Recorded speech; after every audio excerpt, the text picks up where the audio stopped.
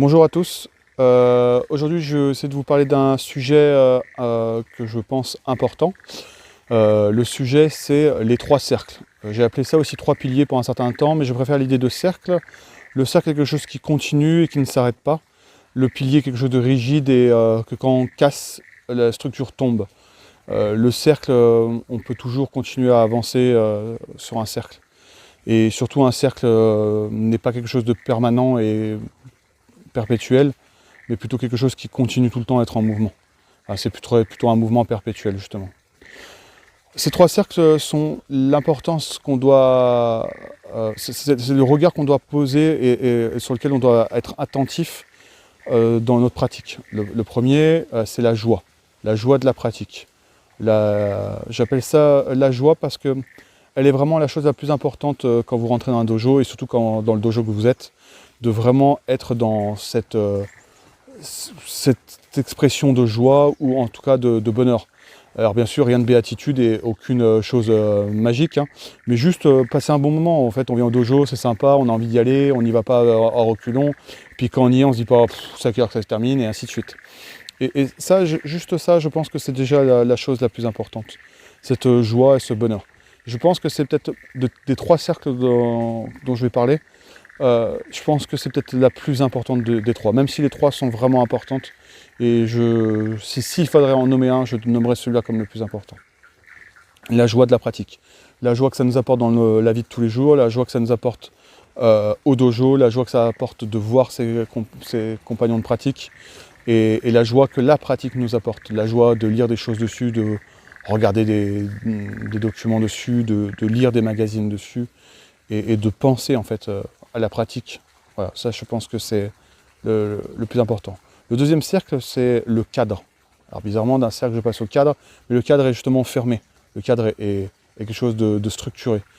Pourquoi? Parce que le cadre, c'est en quoi votre pratique, pourquoi vous venez à la pratique, qu'est-ce que vous cherchez dans la pratique, et est-ce que le dojo dans lequel vous êtes répond à cette pratique.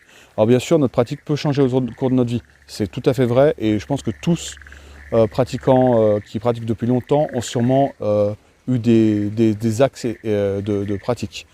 Mais l'importance de pourquoi on vient. Je vais vous donner un exemple. Si par exemple on vient aux arts martiaux parce qu'on a envie d'apprendre à se défendre, il faut que dans le dojo, ce soit le cas.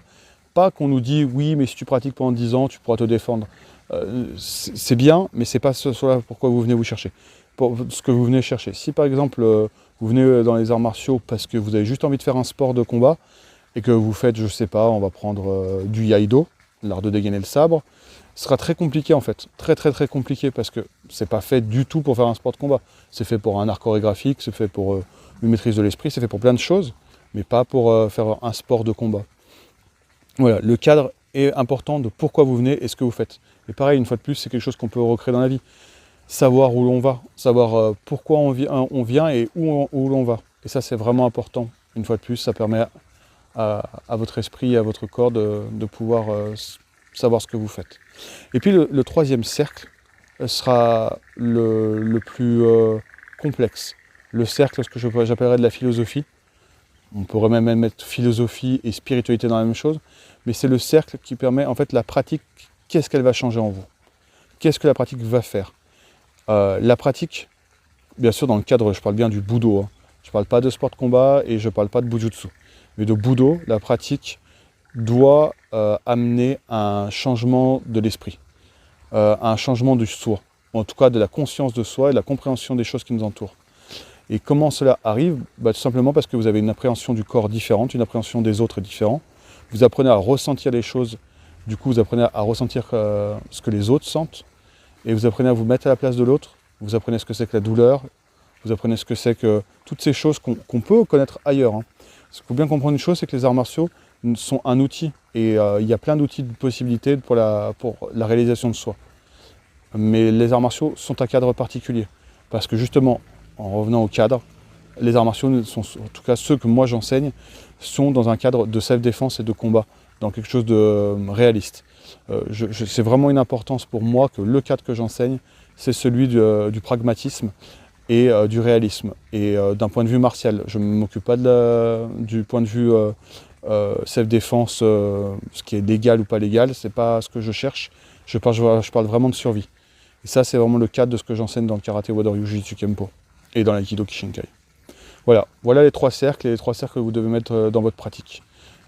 Chaque cercle pourrait prendre une vidéo différente pour expliquer chacun ce qui doit être. J'espère que le cadre était joli et je vous passe une belle journée. À bientôt.